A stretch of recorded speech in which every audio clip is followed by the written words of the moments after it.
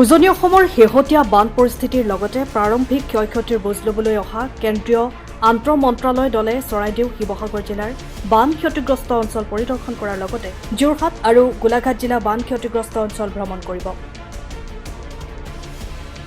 আজি যোৰহাট আৱৰ্ত ভৱনত এই কথা জানিবলৈ দিয়ে মন্ত্ৰী কেশৱ মহন্তই। তেখেতে জানিবলৈ দিয়া মতে দলটোৱে ক্ষতিগ্ৰস্ত অঞ্চল চোৱাৰ পিছত ক্ষয়ক্ষতিৰ মেমৰেণ্ডাম প্ৰস্তুত কৰিব। এইখনৰ ওপৰত ভিত্তি কৰিয়ে কেন্দ্ৰীয় চৰকাৰে বান ক্ষতিগ্ৰস্ত ৰাইজৰ বাবে সাহায্য আগবঢ়াব বুলি মন্ত্ৰীগৰাকীয়ে জানিবলৈ দিয়ে। অনহাতে তেখেতে কেন্দ্ৰীয় আন্তঃমন্ত্ৰালয় দল অসমৰ মুখ্যমন্ত্ৰীৰ অনুৰোধত অসমলৈ আগতীয়াকৈ অহাৰ বাবে ভাৰতৰ প্ৰধানমন্ত্ৰী নৰেন্দ্ৰ মোদী গৃহমন্ত্ৰীক ধন্যবাদ জ্ঞাপন কৰে। তদুপৰি মন্ত্ৰীগৰাকীয়ে কয় যে নাগালেণ্ডত প্ৰচুৰ পৰিমাণে বৰষুণ হোৱাৰ বাবে বানপানী হৈছে বুলি কোৱাৰ লগতে বানপীড়িত সকলে অত্যাধিক বান সাহায্য পাইছে বুলি উল্লেখ কৰে।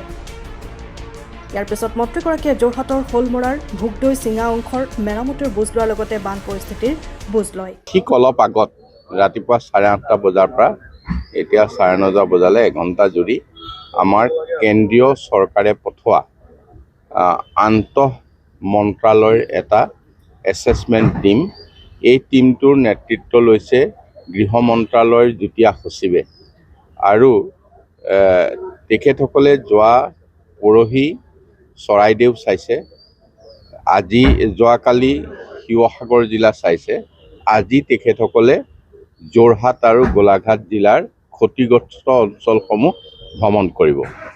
তেখেতসকলে চোৱা চিতা কৰাৰ পিছত আমাৰ এখন ইয়াৰ ক্ষয় ক্ষতিৰ মেমৰেণ্ডাম হ'ব আৰু ক্ষয় ক্ষতিৰ মেমৰেণ্ডামখনৰ ওপৰত নিৰ্ভৰ কৰি কেন্দ্ৰীয় চৰকাৰে আমাৰ ৰাজ্য চৰকাৰক এই বানৰ ক্ষতিগ্ৰস্ত যিখিনি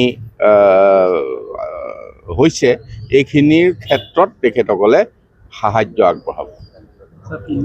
ফিল্ডলৈ ইতিমধ্যেই গৈছে। তেখেতসকলে আজি আমাৰ জাজিমুখৰ পৰা ধৰি যিখিনি ভগা ঠাই আৰু য'ত আমাৰ ৰিলিফ কেম্প আছে, য'ত অন্যান্য ধৰণে ক্ষতিগ্ৰস্ত হৈছে, এই অঞ্চলসমূহ এতিয়া ভ্ৰমণ কৰিব। তেখেতসকলৰ 5জনীয়া দল আৰু দলটোৰ নেতৃত্ব লৈছে ভাৰত চৰকাৰৰ গৃহ মন্ত্ৰালয়ৰ যুটীয়া সচিব। আমি কেতিয়া হিচাপ দিব পাৰোঁ সেইটোতো প্ৰথম কথা তেওঁলোকৰ নহয়, প্ৰথম কথা আমাৰ। আমি এছেছমেণ্ট কৰি যিখিনি হিচাপ দিম সেইখিনিৰ ওপৰত নিৰ্ভৰ কৰিব। এইবাৰ আমি প্ৰধানমন্ত্ৰী নৰেন্দ্ৰ মোদী ডাঙৰীয়া আৰু গৃহমন্ত্ৰী অমিত শ্বাহ ডাঙৰীয়াক ধন্যবাদ জনাব লাগিব। মাননীয় মুখ্যমন্ত্ৰী ডক্টৰ হিমন্ত বিশ্ব শৰ্মা ডাঙৰীয়াৰ অনুৰোধ মৰ্মে এই যে ইণ্টাৰ মিনিষ্ট্ৰিয়েল টীম, এই টীমটো আগতীয়াকৈ আহিছে। আগত এইটো অক্টোবৰ মাহত আহে, গোটেই বানপানী হৈ যোৱাৰ পিছত ইয়াৰ পৰা তাৰপিছত তেওঁলোকে এছেছ কৰে। এইবাৰ এইটো প্ৰিলিমিনাৰী এছেছ কৰা হিচাপে ইয়াৰ সেই এছেছমেণ্টৰ কাৰণে তেখেতসকলে বান পৰিস্থিতি চলি থকা সময়তে মাননীয় গৃহমন্ত্ৰী অমিত শ্বাহ ডাঙৰীয়াই মাননীয় মুখ্যমন্ত্ৰী ডক্টৰ হিমন্ত বিশ্ব শৰ্মা ডাঙৰীয়াৰ অনুৰোধ মৰ্মে আগতীয়াকৈ পঠাইছে আৰু ইয়াৰ পৰা আমি উপকৃত হ'ম। প্ৰকৃত ছবিখন তেখেতসকলে দেখিছে, সেইকাৰণে পিছত দিয়া মেমৰেণ্ডামখনৰ ওপৰত আমাৰ বৰ বেছি কুৱেৰি হ'ব লগা নাথাকে। সকলোৰে এটা নৰ্মছ আছে, গতিকে যিখন আমাৰ গাইডলাইনত আছে যে এটা ঘৰ ভাগিলে কিমান টকা দিব লাগে, আধা ভাঙিলে কিমান টকা দিব লাগে, ফুল্লি ডেমেজ, পাৰ্চিয়েল ডেমেজ, এইবিলাক কথা। গতিকে সেইধৰণে এই গোটেই কথাটো হ'ব। নহয়, এইটোতো তাত অত্যাধিক পৰিমাণৰ বৰষুণ, যিটো বৰষুণৰ হিচাপটো আমাৰ মাননীয় মুখ্যমন্ত্ৰী ডাঙৰীয়াই প্ৰেছৰ সিদিনাখন বিতংভাৱে দিছে যে কিমান সময়ৰ ভিতৰত কিমান পৰিমাণৰ বৰষুণ হ'ল আৰু সেইকাৰণে সেই পানীটো তাৰ পৰা একেলগে আহিব লগা হোৱাত আমি ক্ষতিগ্ৰস্ত হ'লোঁ। আনফালে বৰষুণৰ পানী ইয়াতো হৈ আছে, নদী সম্পূৰ্ণ হৈয়ে আছে, গতিকে সেইকাৰণে আমি ইয়াৰ পৰা ক্ষতিগ্ৰস্ত হৈছোঁ। দুটা কথাৰ মাজত কিছু মতামতৰ আছে, পাৰ্থক্য আছে। গতিকে ক্লাউড বাষ্টৰ বিষয়েও কৈছে, অত্যাধিক বৰষুণৰ বিষয়েও কৈছে। গতিকে ক্লাউড ব্ৰাষ্ট কি, সাধাৰণতে সৰু সুৰা ক্লাউড ব্ৰাষ্টটো চব মাজে মাজে হৈ থাকে, এফেক্টটো বৰ বেছি নহয়।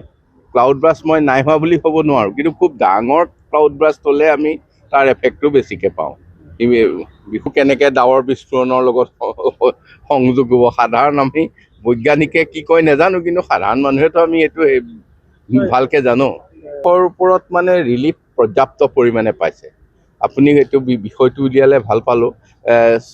ইতিমধ্যে চৰকাৰী ৰিলিফটো পৰ্যাপ্ত পৰিমাণে পাইছেই, বেচৰকাৰীভাৱে অসমৰ বিভিন্ন ফালৰ পৰা ৰাইজ আহি মানে ৰিলিফৰ গাড়ীৰ কাৰণে ট্ৰেফিক জাম হৈছে। এইটো এটা ডাঙৰ কথা, আপোনালোকে জানে। মানুহ কিয় ৰৈ আছে বোলে ৰিলিফৰ গাড়ীৰ কাৰণে ট্ৰেফিক জাম হৈছে। এইটো ডাঙৰ এটা ৰেকৰ্ড আৰু ৰাইজে হিয়া উবৰি সহায় কৰিছে। গতিকে ৰাইজে ক'তো কোনো ধৰণৰ অভাৱ অনুভৱ কৰিব লগা হোৱা নাই। সময়ৰ খবৰ সময়ত পাবলৈ ফ'ল' কৰক টাইম অফ আছাম।